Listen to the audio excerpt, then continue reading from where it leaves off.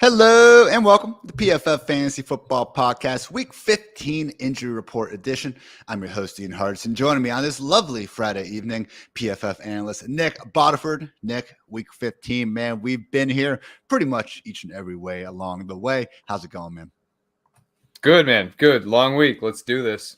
Fantasy football playoffs going on. Maybe you're one of those lucky people that happens to have a first round bye. No sweeter feeling than that. So appreciate you guys tuning in with us live. Got a lot to break down, obviously, with the Saturday and Sunday games. Before we actually get on to any of that, though, I want to quickly go through some key weather notes. Always appreciate our guy, Kevin Roth, providing all this information over at Roto Grinders. So the big one to keep an eye out on is Miami at the Bills. There is a winter storm watch issued for Orchard Park for quote unquote heavy snow on Saturday night. Also have a 15-mile-per-hour breeze. So Miami and Buffalo, those are the ones where that is severe enough that if it is a close start-sit decision for you, might not be a bad idea to take the other guys. Also for the Eagles and Bears is going to be pretty cold, as you could expect. And I'm in Chicago and confirm that right now. Winds at 10 to 15 miles per hour. And also have a yellow rating for the Rams at the Packers. Typical frozen tundra Lambeau Field type of Monday night. So again, with weather and fantasy projections, we usually don't care as much about the temperature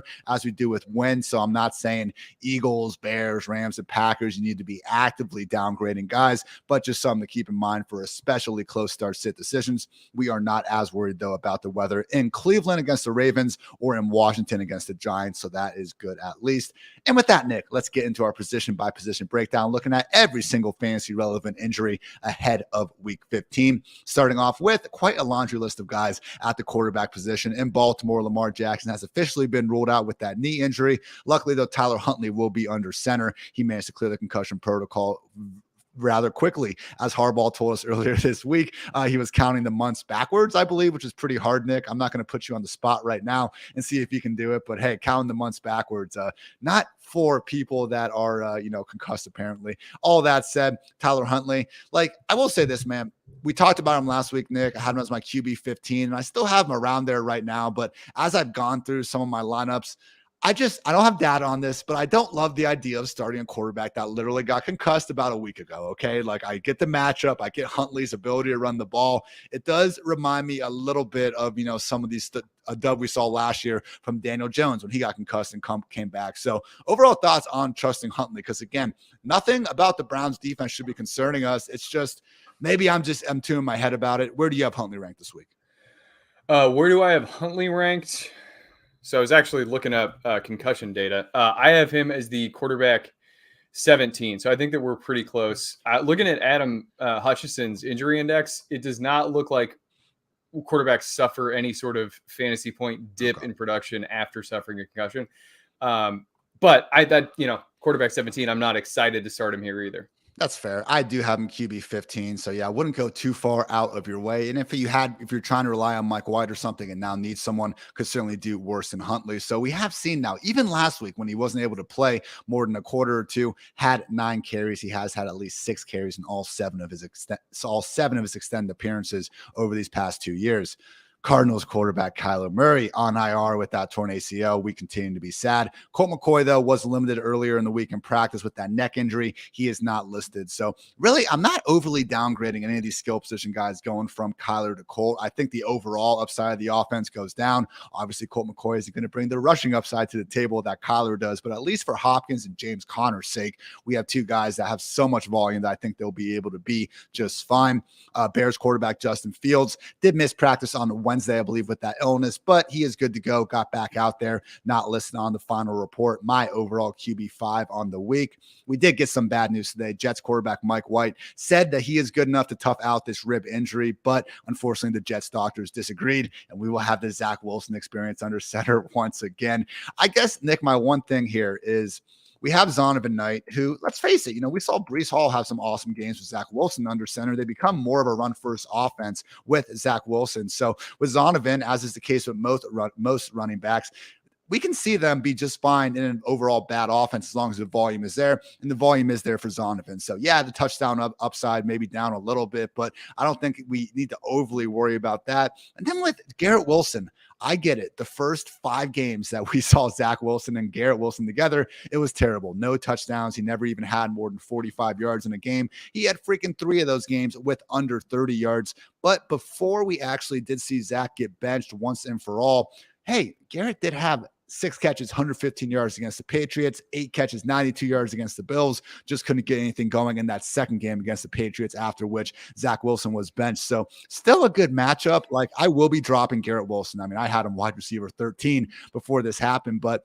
when I say like Garrett Wilson, like once we start looking at Garrett versus Chris Olave versus Michael Pittman versus even like Amari Cooper, those are other guys that don't have the best exactly, or, most consistent quarterback play in their own right at this point. I see Garrett Wilson settling in more so as a low end wide receiver too, as opposed to the high end. What do you think about that, Nick? Yeah, so I was a little bit higher. I think we're dropping him at about the same rate. I had him as the wide receiver 9, and I have dropped him to the wide receiver 15. Okay. So it seems like I think we're in lockstep with basically the impact that Wilson has. He's such a baller. He's such a baller. I'm going to have Keenan Allen over him because that volume has just been ridiculous over the past 2 weeks. But I still think Garrett can be put there right alongside guys like Christian Watson and Chris Olave. Still should feel confident putting them into more lineups than not. Maybe guys like Elijah Moore, Denzel Mims, Tyler Conklin. Those are the ones I'd be a little bit more pessimistic about, because Garrett should still be that definitive number 1 option. Jaguars quarterback Trevor Lawrence, officially questionable with that toe injury, but fully expecting him to be out there suiting up against the Cowboys in a potential sneaky shootout. Broncos quarterback Russell Wilson, though, is out with that concussion. Brett Rypien season under center, but Jerry Jeudy, again, similar to Garrett, I don't think it's too big of a downgrade. Similar to DeAndre Hopkins, I should say. Unfortunately, just haven't seen as big of a difference between Russell Wilson and Brett Rypien this year, similar to Kyler and Colt, but we obviously have seen Mike White outperform Zach Wilson. Steelers quarterback Kenny Pickett is doubtful with the concussion, meaning he will be ruled out. The Steelers are going to announce on Saturday if it's going to be Mitch Trubisky or Mason Rudolph. Hey, I mean, we don't care, really. I mean, Nick, we're not starting any of these quarterbacks, and I don't think it's going to be good for the skill position players regardless. So maybe Mason Rudolph can be better than Trubisky because the bar hasn't been set all that high this year. Just realizing, the fact that Deontay Johnson actually comes out and says that he wants Mason Rudolph to be under center, that gives me a little bit of optimism. But guys, it's still Mason freaking Rudolph here. Already probably talking about it a little bit too much. And finally, Titans quarterback Ryan Tannehill continued to be banged up with that ankle, but he is not listed on the final report. Will be starting Sunday against that Chargers run D that I do think is mostly just going to be tested by Derrick Henry. Now, moving on to running back, Raiders running back Josh Jacobs, officially questionable with that quad and hand injury. I do believe we got in like a report, though, saying that he's going to be fine. Nick, am I crazy? Oh, I haven't seen anything that indicates he'll be limited or won't play.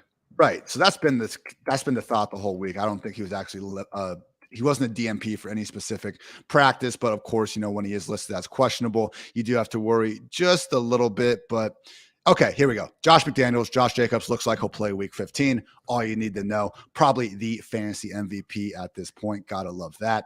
Giants running back Saquon Barkley, not listed at all this entire week. And this is actually great news because that usage he had last week was terrible. And I understand the blowout game script had something to do with that. That said, guys, again, we cannot live with Saquon the way he's playing right now without this efficiency if he's not going to have that true workhorse role. But again, the fact he wasn't listed at all on the injury report makes me optimistic he is going to be back to getting that workhorse role. So unfortunately, he's not going to be that top 5, top 6 option that we thought he was going to be after the first month and a half of the season. That said, he should still have more than enough volume to be in that top 15. I'm going to have him right now. Let's see, I updated these ranks yesterday on PFF.com and the always lovely PFF app.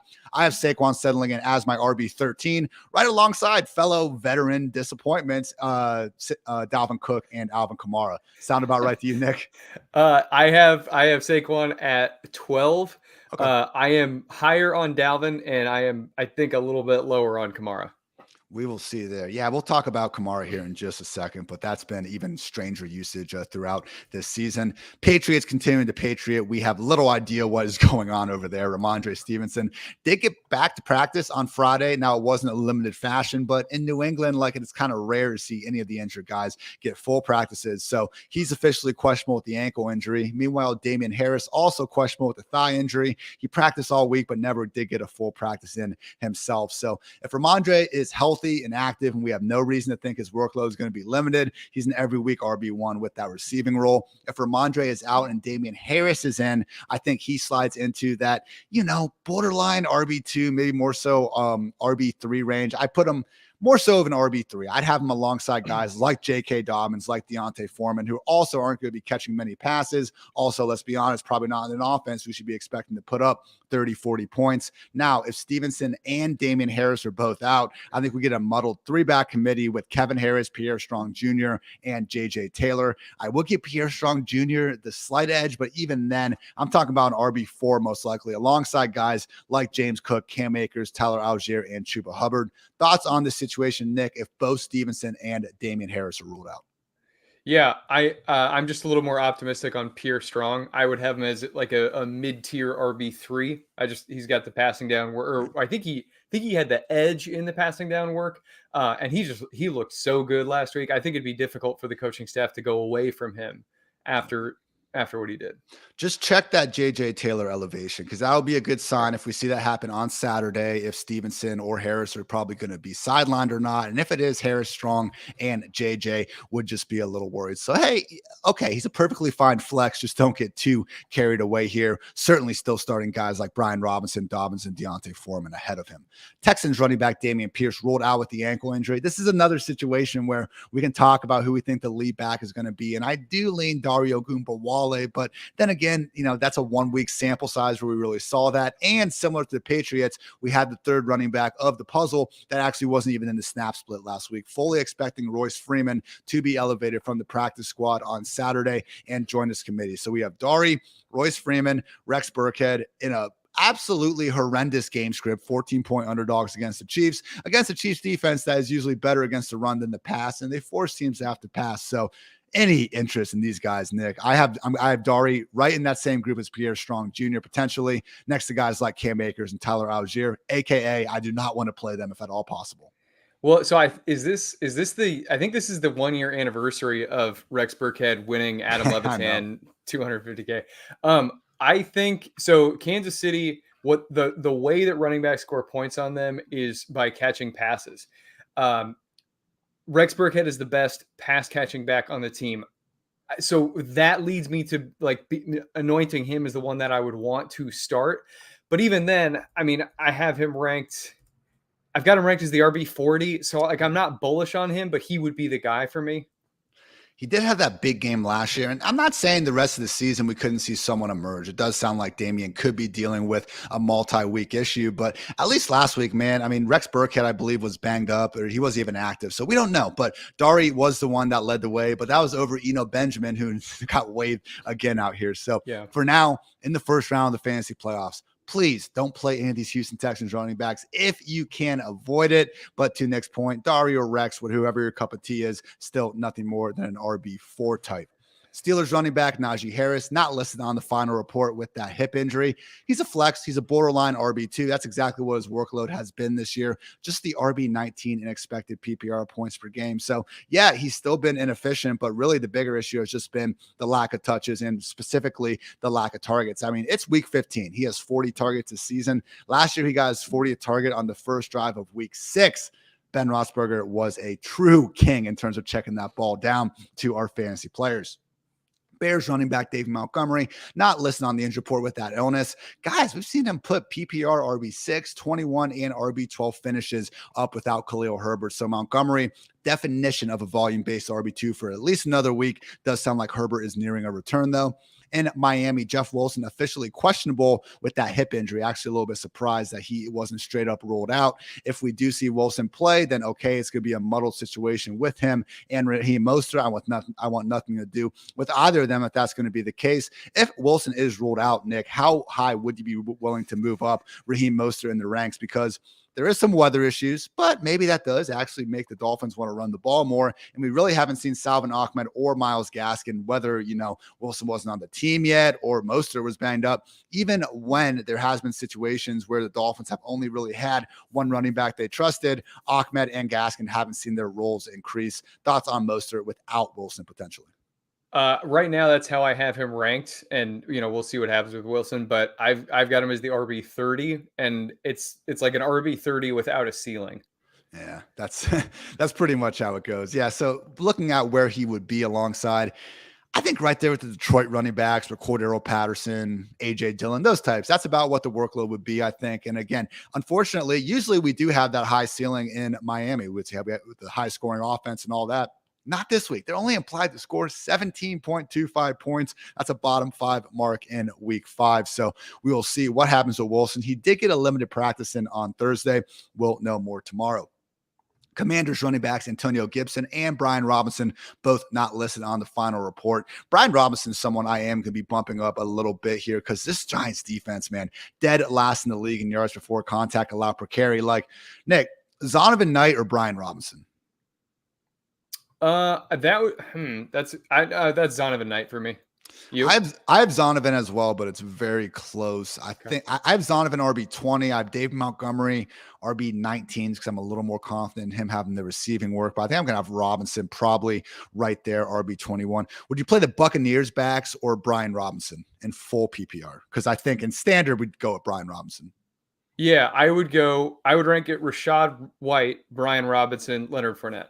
That's about right where he should be then. Unfortunately, Antonio Gibson not getting, this big time pass down role with, Taylor Heineke under center, as we might have thought without JD McKissick. Still is performing well with his few opportunities. So free Antonio Gibson at some point, please.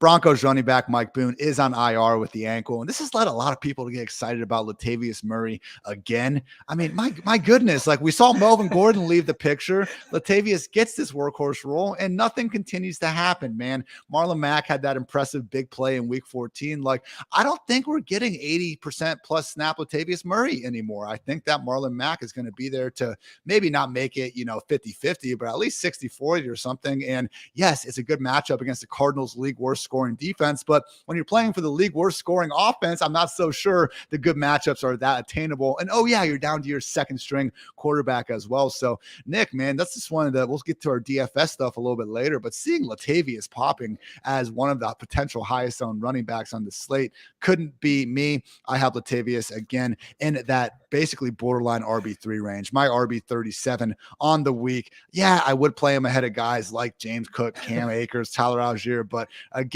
should not be in the majority of starting lineups if you can at all help it. Just a couple more here on running backs. Saints running back Mark Ingram out with the knee injury he is done for the year, and Dwayne Washington questionable with the illness. So this is what we were talking about a little bit earlier, Nick, with Kamara. 3 games this year without Mark Ingram. And guys, I get it. The fact that Mark Ingram even matters for Alvin Kamara's, projection in the year 2022 sucks, but that's the reality of the situation this year.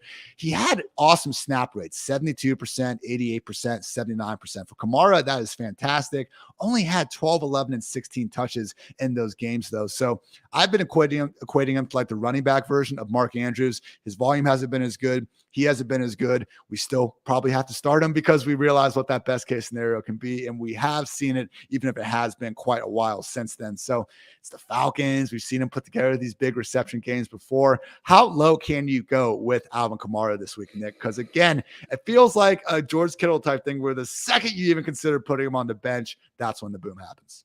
So I don't want to talk about him because he's such a process versus results thing. So I have him as the RB25. He's not getting work. Oh. The offense is like it.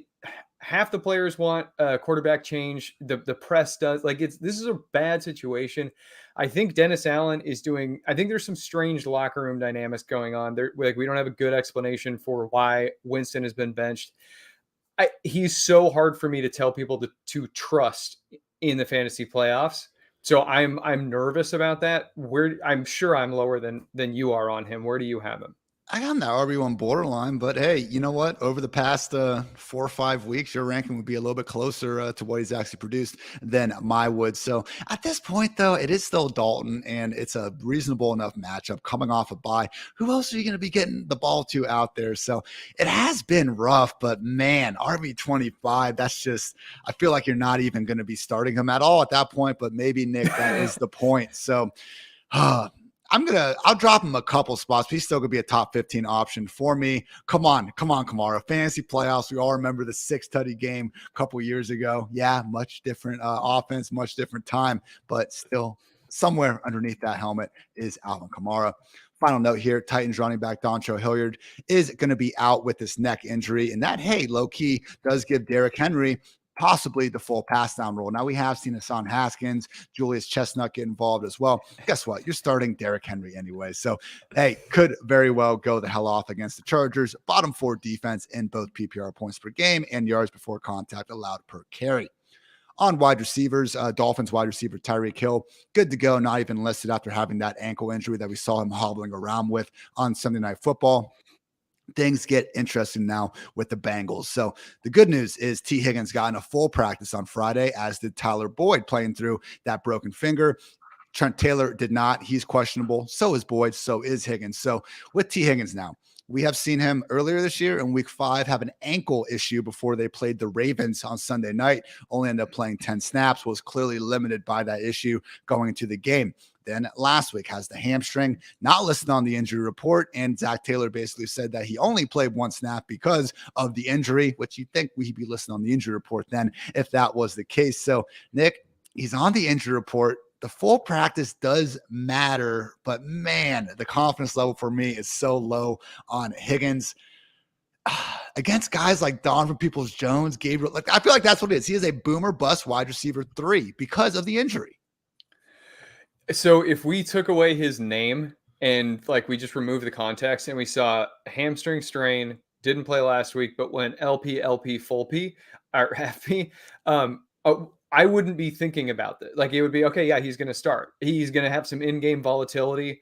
But with this injury and the way that he practiced, he will either be fine or he's like the strain will flare up and he's going to get pulled. I don't think that, like if he was able to log a full participation, then he's ready to rock. And so this wouldn't be a situation that you and I would be like thinking too much about, given that it's T. Higgins who snuck onto the field on 3rd down last week. Like that is crazy. Why did they give him his helmet? I think that you just start him. Right now I have had him ranked as a wide receiver 3, as you just said. I think since he's been full participation, I probably will move him up. I don't know how highly. That's really difficult. But this secondary doesn't have Chidobe Awuzie, and they don't have or wait, am I? Oh yeah, no, I'm talking about their own team. Oh yeah, yeah. Actually, and so the Bucks secondary, they just got a bunch of players back. Ravens, bro, but they have been so terrible all year against the deep ball here. Or no, I'm messing up. it's Buccaneers. So I set us off track. They just got healthier, right? That secondary's they're getting some players back. So I think I would have a difficult time. I'm more confident in T. Higgins than I am in Alvin Kamara. I'll phrase it like that. Back to Kamara. All right. Apologies for mixing up some of those matchups, everyone. It's week 15. Give us a little bit of a break here. All right. When we look at T. Higgins versus someone like Zay Jones and DJ Chark, who are you riding with? T. Higgins. T. Higgins there. That's kind of how I'm leaning. I'm giving him a slight bump up because that's where I was earlier in the week. I was like, I think he should be with those guys if we don't see him get a full practice. So the fact he got the full practice is great. I don't love he's still having that questionable designation, though, at the end of the day. So I'm ultimately going to have him probably right there next to Mike Evans. Top upper end wide receiver 3, great day to be great. Don't think Tyler Boyd is probably going to be out there. Trenton Irwin, if you're trying to get gross in DFS, is going to be the guy you're going to want to trust among the backups. in Carolina. DJ Moore and Laviska Shenault, both questionable. Guys, we can't trust DJ Moore, unfortunately. It's not so much him. Look, we saw him go for over 100 yards and a touchdown. A lot of that coming in Patrick Surtain's grill only 2 weeks ago. I know we've seen some success last year with Sam Darnold under center. That was a different offense. With Sam Darnold this year, 37% pass play rate. That is 10% lower than the Falcons pass play rate, which is the lowest mark since 2009. So it's Deontay Foreman, Chuba Hubbard. Hell, freaking Blackshear has a better chance of getting touches than DJ Moore these days. That's how sad it is in Carolina. He's a low-end borderline wide receiver 3 for me, especially working out less than 100%. Should have Romeo Doubs back in action Monday night for the Packers when they're facing the Rams. Can't trust him, though. I mean, I'm not even sure if he's going to be in 3 wide receiver sets in his first game back as long as Lazard, Watson, and Cobb are all healthy. So I'm not really changing any projections at all with having Doubs back. I guess it makes me a little more hesitant to trust Allen Lazard as, a low-end wide receiver 3. Continue to fire up Christian Watson as the upside wide receiver 2. He's been for the better part of the past month. With the Broncos, Cortland Sutton and Kendall Hinton out with hamstring issues. KJ Hamler has also been on IR now for quite some time. So Jerry Jeudy, upside wide receiver 3 against that Cardinals league worst scoring defense. How high are you willing to go with him, Nick? I believe I settled in as my wide receiver 26 with Jeudy, which I think seems fair. He's been the best wide receiver in Denver this year. That said, we have seen Denver produce an awful lot of lows for almost everyone involved. So I am less confident in Brett Ripien. But maybe I should apply some of the Garrett Wilson confidence here. I have Jeudy as the wide receiver 36.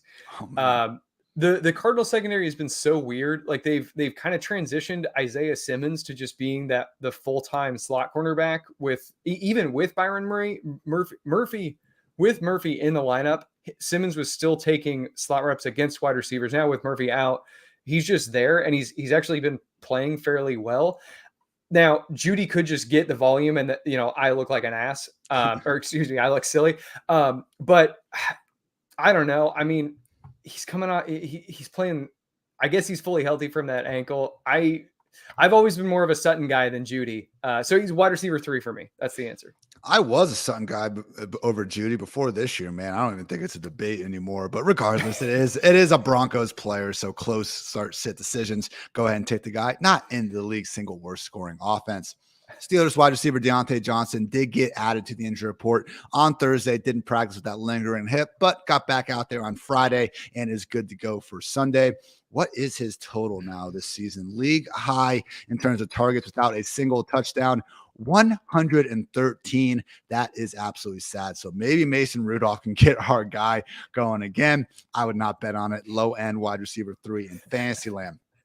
Cardinals wide receiver Marquise Brown, questionable with an illness. I think he should be good to go, though. He didn't practice on Thursday, came back and got a limited practice in on Friday. Unfortunately, though, I mean, again, this Cardinals offense only implied to score 17.5 points this week. That's the 3rd lowest mark in week 15. So how do you feel on Hollywood, Nick? I have him behind guys like Jeudy. I'll probably put him behind T. Higgins. That's kind of close. So I have him as a middle tier wide receiver 3. Is that a little too aggressive? We're pretty close. I wrote him up as an avoid at PFF this week because he's going to have to go up against K'Wan Williams. And then when he's outside, just based on his pre-snap alignment, when he's outside the slot, he's going to have to go up against Surtain a bunch of the time. So the combination of Colt McCoy there, that has me a little nervous. It's, again, Colt McCoy hasn't gotten the easiest draw here. It reminds me of Pickett when he had to first come out. I mean, McCoy's 3 games this year have been the Rams, the Patriots, and the 49ers, like 3 of, especially when the Rams were motivated, like those are 3 of the worst defenses you want to play. But now he gets the Broncos, so that problem isn't exactly being alleviated. So I will say Marquise and also Hopkins, the fact that Rondale Moore now is going to be on IR for the rest of the season, missing it with that groin injury, should lead to some bigger days for both wide receivers here down the stretch. I mean, we remember that game. I think it was Kyler under center before their bye when it was of his 30 pass attempts, 26 of them were going to Hopkins and Hollywood. So hopefully we see more of that down the stretch because, again, we need this volume to be condensed to have anything good going on with this current Cardinals offense. Patriots wide receiver Jacoby Myers, questionable with a concussion, got downgraded on Thursday. It was kind of a weird situation. You don't usually see guys get downgraded, as they're going through the concussion protocol like that. Then again, I have no idea what even goes into the concussion protocol these days. You see Charvarius Ward, he gets ruled he's in the concussion protocol last night, Thursday Night Football. And then they announced on the sideline, they're like, well, he's cleared it. Like, he's good to go, but they're being cautious. He's questionable. And then today I get a tweet from my guys at Underdog NFL saying, yeah, he's actually in the concussion protocol. What the hell is going on? I thought the whole point of the new concussion protocol was so you don't send out guys that are actively concussed back out on the field. Yet this is like every single week now we're getting multiple examples of this happening. So I think we all agree that, yeah, let's not send concussed guys back out there on the field. I have no idea what goes on here, but there's my weekly rant with that. If Jacoby Myers is going to be out alongside Devontae Parker, I think Nelson Aguilar is probably the best dart throw of the group, Nick. You know, people just don't even, ever since we got the dropping babies meme, like no one takes Aguilar seriously. He had like an awesome year with the Raiders, even the Patriots. He's flashed a time or two over the years, and it just doesn't matter. He's one drop away from just taking over social media. I think it's a boomer bust, wide receiver 5. I kind of have him in the similar mold as like Tutu Atwell. So I'm not trying to insult the guy. Look, I'm in some 14-team leagues. We got 3 flex spots. Like, yeah, I actually wouldn't mind starting Nelson Aguilar in a worst case scenario. Any sort of thoughts on this Patriots offense? Because the matchup is winnable enough against the Raiders, and with their running backs banged up the way they are, we could actually see Mac Jones have to throw the ball a lot. The question is to who? Yeah, well, I don't know if Matt Patricia knows how to call pass play, so we'll have to find out there. But with the way the concussion protocol, the way that it tends to work is that guys progress by slowly increasing workload and then seeing how they respond symptomatically. So the fact that Myers went limited means that he was not like symptom free to the point that they could increase his workload. So that to me is a really bad sign that he had to stay at limited. I totally agree that Nelson Aguilar is the primary beneficiary here. Would you start Nelson Aguilar? And I don't have, this is not a lineup question for me, but over Alvin Kamara? That's right. Alvin Kamara. Yeah. Deontay Johnson. Oh, man, I'd still go Deontay. He did have his best game of the year last week. Wide receiver 25, still can't quite crack that top 24. But, yeah, maybe Aguilar should be more so in that wide receiver 4 range. Yeah, I mean, I'll bump him up a little bit. He should be ahead of guys like Elijah Moore and stuff, especially now that we had that downgrade in New York. Titans wide receiver Treylon Burks, once again out with the concussion. Robert Woods is good to go. CJ Board is out with a rib for all you CJ Board fantasy managers out there. All good news, though, for tight end Chigozie Okonkwo, who I would actually start ahead of guys like Tyler Conklin, Greg Dulcich, and Robert Tonyan. You know, when you look at him versus more so the Pat Freiermuth, the Gerald Everett's, even Cole Kmet's of the world, I do think it gets a little bit closer. But hey, if you want to go get chicky with it, I don't think that's the worst thing in the world, especially too with all-world safety Derwin James being doubtful for this one. Chiefs wide receiver Kadarius Toney, questionable with the hamstring. Now, even if he plays, man, I just have a hard time trusting too big of a role to be on the way. It's been the problem all season long in Kansas City with pretty much every wide receiver not named Juju Smith-Schuster. We do have Mecole Hardman not expected to come back for at least another week. So Tony's out there, you could at least wrap your mind around him maybe having that Mecole Hardman role. But again, it's just this nagging hamstring injury he's had virtually his entire NFL career. Like, even if he plays, Nick, again, I think he'd probably be around like your Nelson Aguilar's, Tutu Atwell's. So, okay, I guess as a flex, but I'm not going to be excited about playing him. Are you with me? If you're starting if you're starting Kadarius Toney, then you already know how you personally feel about this type of risk reward. Like, we can't help you. Yeah. We know that his ceiling is literally top 12 wide receiver. His floor is a hamstring strain. Yeah. That's that. Not great. Jets wide receiver Corey Davis out with a concussion. So it is good news for Elijah Moore, but I mean, Dwayne McFarland was bringing this up on a Sunday night pod. It's probably going to be more of a full-time role for Denzel Mims, unfortunately. So, hey, if Mike White was there and we could actually trust this team to continue throwing the ball a lot more, you know, going up against the Lions, yeah, I'd be a lot more into potentially streaming Elijah Moore. Probably not so much Denzel, despite, you know, everything I just said. Garrett Wilson is the only guy we care about, though, in New York for now, and that is that. Bears wide receiver Chase Claypool out with a knee injury. N'Keal Harry questionable with a back. Should lead to some slight upgrades for Byron Pringle and Equanimeous St. Brown. You do not want to play them in fantasy, though, because it's Byron Pringle and Equanimeous St. Brown. Come on, guys. Justin Fields, amazing rusher. We've all seen that. Hey, he can probably be an amazing passer, too. Who would know with some of these wide receivers and the volume that has been there around him? Has only surpassed 190 passing yards in 2 games all season, though. Don't play Bears pass catchers. Kind of Cole Kmet. Texas wide receiver Brandon Cooks out with a calf. Nico Collins out with a foot. Chris Moore season. Team high 11 targets last week. I mean, Amari Rodgers with 4 was a distant second. We just saw what Jerry Jeudy did to this Chiefs defense. 30th in PPR points per game allowed to opposing wide receivers this season. Are you back on the Chris Moore train, Nick? Yeah, that was funny. I think I liked him like 4 weeks ago. What was cool about his usage was they pulled him out of the slot a little bit last week. He had been kind of locked in there, and I actually sat down to write him up as an avoid like yesterday morning. But because he was going to have to face L'Jarius Sneed, slot cornerback. I didn't love that, but I think they're going to continue moving him around. Now they've got this thing going on with Jeff Driscoll, so that's a little bit nerve wracking because you don't know if they're just going to pull the ball down whenever they get into scoring position. Right now, I have Chris Moore ranked as the wide receiver 37. Okay. How about you? The way I'm looking at adjusting it, I'll probably get him up to about 40, 38 maybe. So yeah, I think we're about on the same spot there. Hey, we've talked about all these injuries, man. There's going to be people out there scanning the waiver wires looking for someone that can just start, hopefully give you those 8 targets. Chris Moore might just be your guy.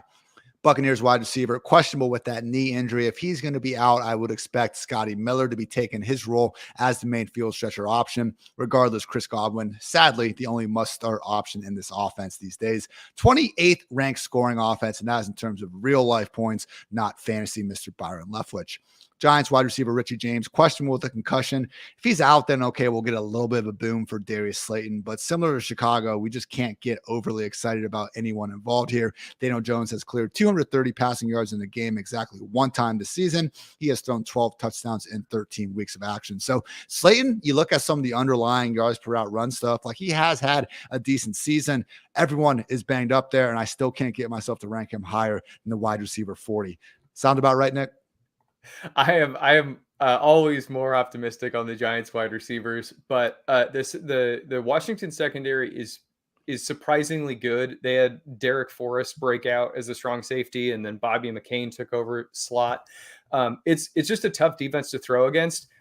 As for where Slayton is, I have him ranked as the wide receiver 26. Oh my gosh, you love these Giants guys.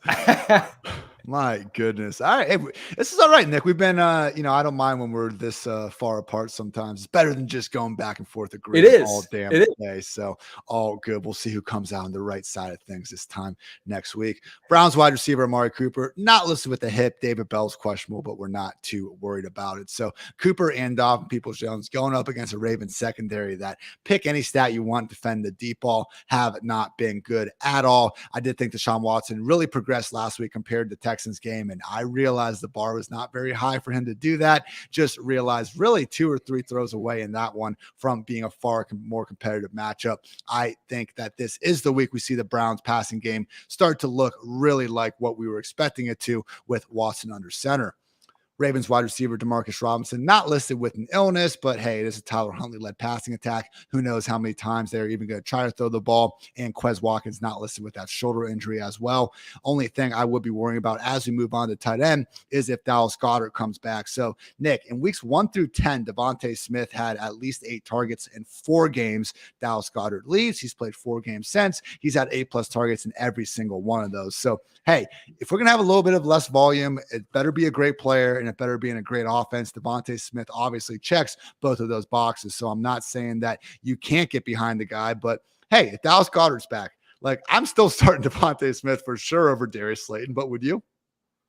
That is a great question. Where do I have Devontae Smith? I am actually, so I really like this game. I think it's going to be a fun offensive scoring environment, and the Chicago defense is so bad. So I've got Smith right now. He's floating, but he's in like the mid to low wide receiver 2 range. So I have him ahead of Darius Slayton. I have him wide receiver 22 if Goddard isn't back. I'm only going to drop him a few spots, though, if he is back. Because to your point, again, this matchup as well. I mean, Eagles, #1 ranked scoring offense. And who's to say he won't be able to find his way to 8+ targets anyway? With Goddard, if he is back, it's a shoulder injury. I mean, they don't need him necessarily this week. So I think that if he is, I'd be worried. They're playing the Cowboys next week, Nick. Like, I feel like if there was any concern about limited snaps, he just wouldn't be playing this week. Is that an egregious way to think of it? No. So foreshadowing, we'll be talking about Dallas Goedert in a little bit. I think that he plays. So with that in mind, I think Goddard plays. Where are you going to solidify Smith if that's the case? I think Smith is, again, probably like wide receiver 25, 26. So, like, again, I'm not going to overly downgrade him. I'm just wondering where to put Goddard in the tight end ranks. So, right now, I think I would probably go tight end 7. I go Kelsey, Andrews, Kittle, Schultz, Hawkinson, Njoku. That's the tight ends I actually feel good about, that I think are really good at football, and I'm confident in their offense and their quarterbacks and all that. After Njoku, I have Evan Ingram and Pat Freiermuth right now. I would start Goddard over those two guys. How do you think that sounds? I think it's reasonable. I think that I will have Goddard as the tight end 4 or 5. And so the Chicago game, it is important because it is a common opponent with, I think it was Dallas and the Minnesota Vikings. Oh, and so they need to win this game to continue securing the number 1 seed, which I think will contribute to his on-field participation rate. Good call by you. Speaking of a couple of those tight ends we just mentioned, David Njoku, not listed on the report with that knee injury. Good to see him getting healthy at the right time. And Pat Freiermuth, not listed with the foot injury. The Steelers, man, they do their injury reports right. They're like the absolute opposite of the Patriots. We have a guy pop up on Wednesday not practicing, and them or Mike Tomlin, they tell us like, no, he's going to play. Don't worry about it. I mean, Freiermuth was like DMP limited, said on Wednesday he was going to play. He's not even listed. Appreciate you, Pat Freiermuth. Bengals tight end Hayden Hurst, unfortunately out with a calf injury, and we're not seeing enough consistent usage from the other guys to take advantage of it. Giants tight end Daniel Bellinger, questionable with a rib issue, and I would be concerned about him having his usual role with having guys like Nick Vanette also around to potentially take that out. So don't play Daniel Bellinger if at all possible. Same goes for Saints tight end Juwan Johnson, questionable with an ankle, and Adam Troutman also questionable with an ankle. Obviously, mostly just worried about Taysom Hill when it comes to those Saints tight ends, I should say. Anyway, hey, Nick, I know you were on the forefront of really, firing Taysom up the ranks. What about Jeff Driscoll? Are we drinking the Kool-Aid for those for those Yahoo QB tight end fantasy managers out there?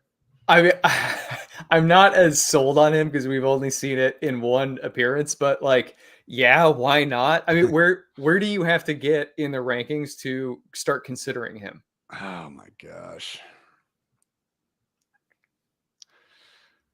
When it's tight end 15? Yeah. I was looking at Greg Dulcich, tight end 15. Dulcich, Higbee, about there. I've got Dulcich there too. Yeah. Madness. There we go. We finally got one. Same way. Only other two notes I had. Chargers safety Derwin James, mentioned this before, but he is doubtful with that quad. So very good news for our guy Okonkwo. And then Saints cornerback Marshawn Lattimore hasn't played since week 5. It's usually with these, you just see them put the guy on IR, but he's consistently just been listed on that injury report, not suiting up. He is questionable with the abdomen injury. I'm not going to be changing Drake London's projection regardless. I mean, we did see Lattimore when they played earlier this year shadow Michael Thomas, as he has done. Oh, excuse me, I'm messing this up. When they played the Falcons, he shadowed. He did not shadow anybody. That's it. He would probably shadow Calvin Ridley in the past. They did not do him and Drake London back in week 1. So could they change it? Sure. But let's face it, the bigger issue for Drake London is usually getting that volume, and we'll see what Desmond Ridder is made of out there. So Marshawn Lattimore's status, long story short, not overly concerned about it.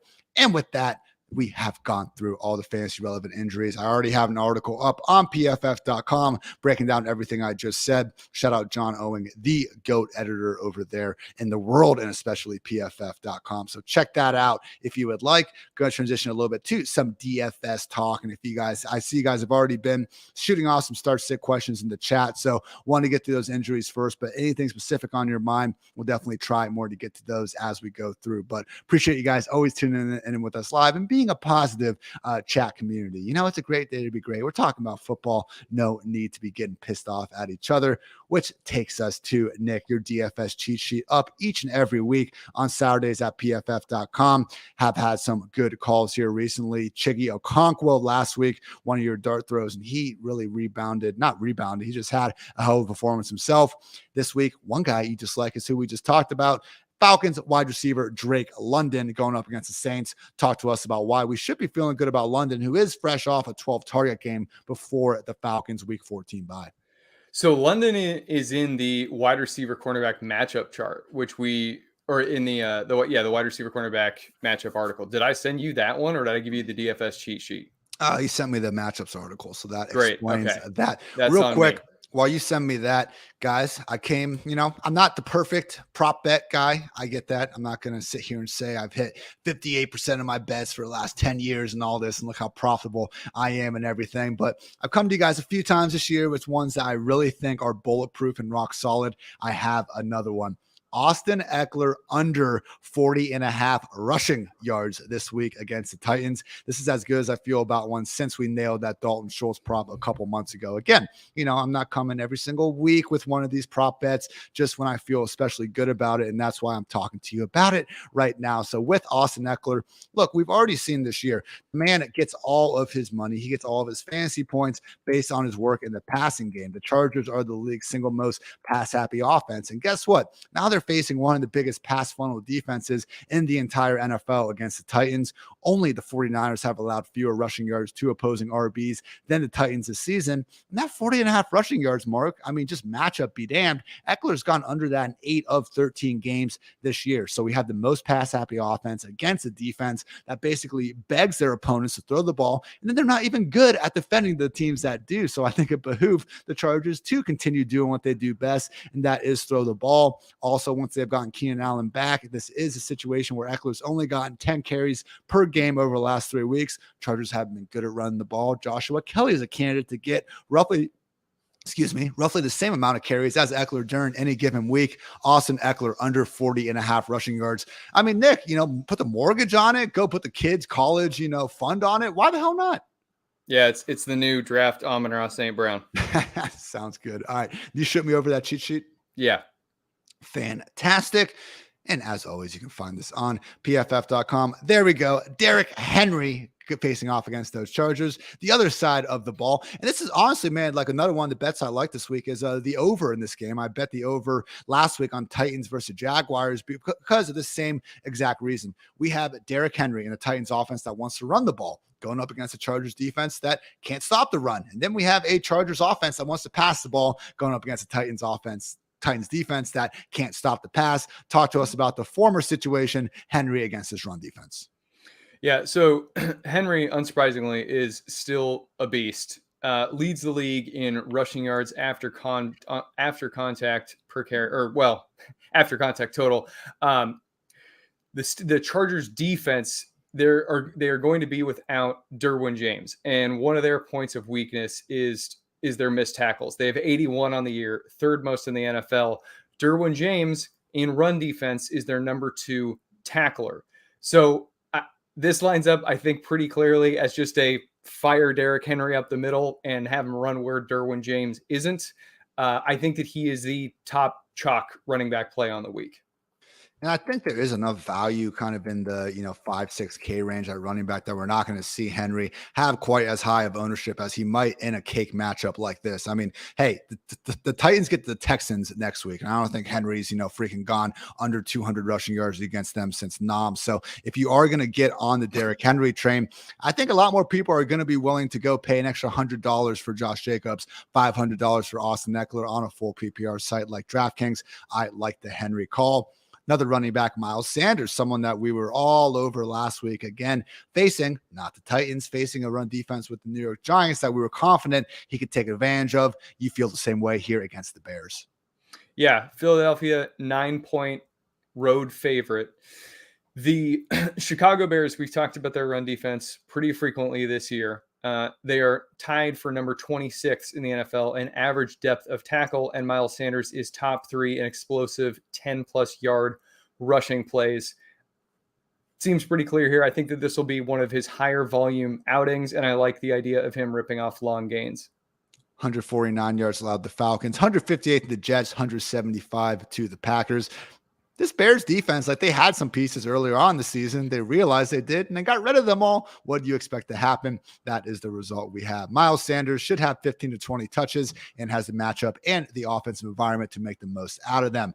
Buccaneers wide receiver Chris Godwin, just 6.7K on DraftKings still. Him and Keenan Allen, man, just cash game staples for me this week. You like Godwin all over the place against the Bengals defense that, again, has been without number 1 cornerback Chidobe Awuzie now for the better part of the season. Yeah, and they're also going to be without starting slot cornerback Mike Hilton. Hilton has been very good this year, so they're going to end up starting a guy who was a basically a slot safety in college, Daxton Hill. I believe they did take him at the end of the first round, but I've included in here his NCAA coverage data from his final year in the season because he's only got, I think, 38 coverage snaps this year. But he was really kind of a mediocre slot corner. I think that a mediocre rookie slot corner coming in and trying to stop Chris Godwin is a recipe for success. We don't need to complicate it any more than that. I like Chris Godwin in cash. He honestly, man, ever since he came back from the hamstring injury in week 4, he had caught at least six passes in every single game until last week. And then he caught 5 last week, would have had the 6, but he dropped it. And then Russell Gage caught it and got the touchdown. So, hey, first ever like touchdown, probably not the first ever, we've got 60, 100 years of football that have happened, but the drop touchdown to your teammate who then scores like a half fantasy point. I don't know, guys. Come on. Let's try to figure this out. There's a start sit question from our guy Holden. Do I sit Mike Evans for Donovan Peoples-Jones? It is close, man. I have Evans at wide receiver. I have them right freaking next to each other, Nick. And so who do you think? I'll let you go first. I have Mike Evans ranked ahead. And if Chidobe Awuzie was playing, then the answer would probably be different. But I don't have a problem with him going Donovan Peoples-Jones here. I really don't. It is a coin flip. Again, they are right next to each other in my wide receiver ranks, right next to each other in my total ranks. Mike Evans, there's not a more due guy in the NFL. He has gone 9 straight games without a touchdown. His career long stretch was 6, and with Brady, it was 2. Like, this is unprecedented.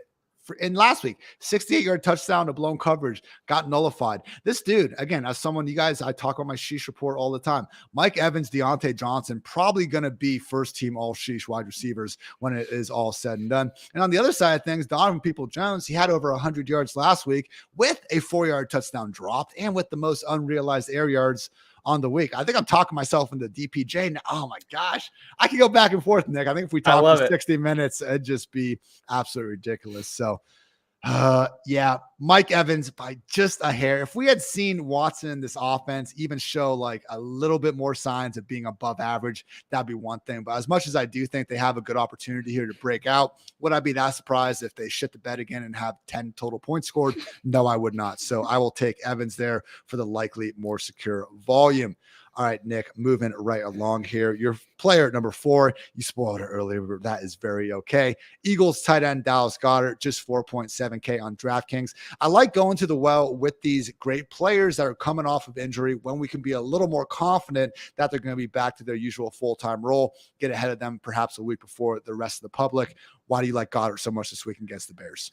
So one of the points is what you've just mentioned. People, the way that the field handles injuries can be volatile. It can be stupid. He doesn't have to carry an in-game designation or going into the game. So people are going to have to be seeking out his injury status on their own rather than finding out, oh, is he questionable, whatever.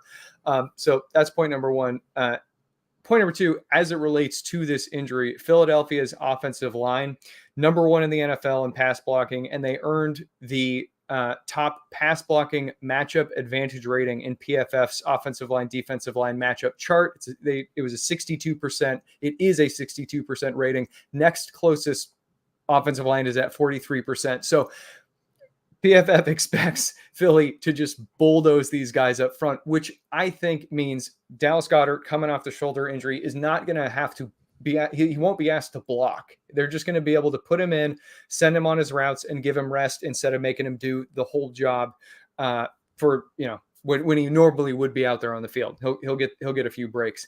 But final point here, the 2 Bears coverage linebackers, Nick Morrow and Jack Sanborn, both outside the top 32 in PFF coverage grade. They are really bad, and I like a really good tight end like Dallas Goedert against them.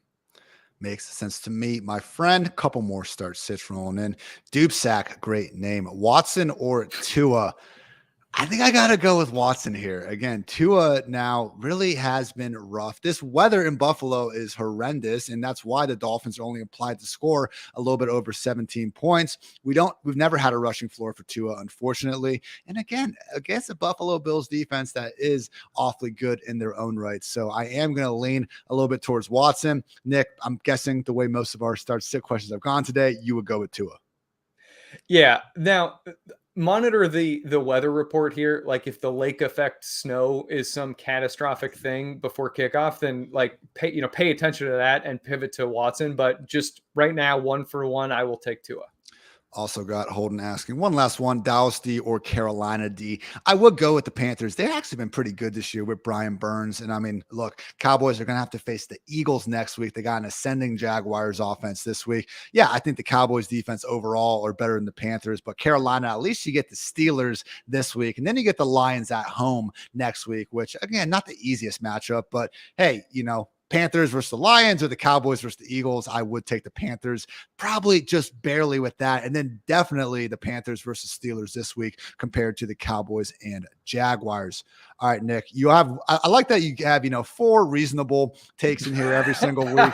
And then you really just take one of these and you decide to go all out. And to your credit, you managed to hit several of them this year. Saints wide receiver Rashid Shaheed, just 3.2K on DraftKings facing the Falcons. So I will say, man, he has flashed this year. Very few opportunities, but he has flashed and looked good for spurts. You're hoping that that's going to be the case again on Sunday.